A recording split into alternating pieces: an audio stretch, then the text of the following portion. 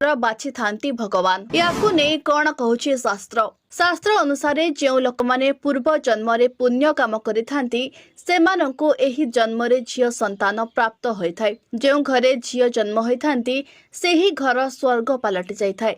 कारण पुरुष केवल गोटाए कूल को आगक नहीं जाइथाय मात्र झियो दुई कूल को आगे थाए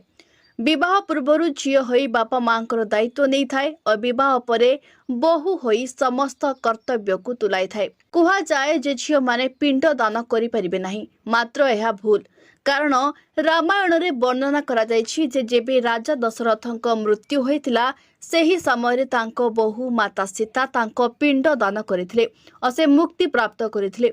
यह व्यतीत प्राचीन शास्त्र रे लिखा जायछि जे झियो माने पिता माता को पिंड दान करि परिबे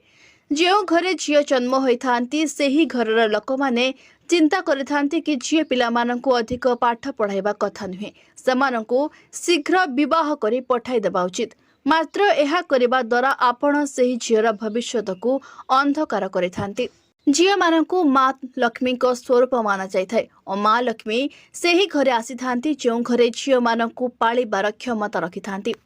झियो माने सर्वदा उभय परिवार पई चिंता करिथांती झियो तो पिता माता को केबे भूलंती नाही तांको पई चिंता करिथाय और समय आसिले तांको भार को बहन करिबार क्षमता मुख्य रखे झियो माने सर्वदा उभय परिवार पई चिंता करिथांती झियो तो पिता माता को केबे भूली न थाए तांको पई चिंता करिथाय और समय आसिले तांको भार को बहन करिबारे क्षमता मध्य रखिथांती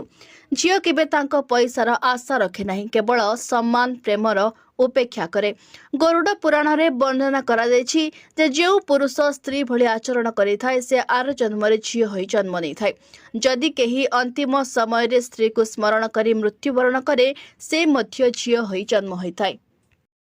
केउ घरे जन्म होइथांती झियो झियो जन्म पाई केमिति घर बाछि थांती भगवान याकू नै कोन कहूछि शास्त्र शास्त्र अनुसार जो लोक माने पूर्व जन्म रे पुण्य काम करिथांती सेमानंकु एही जन्म रे झियो संतान प्राप्त होइथाय जो घरे झियो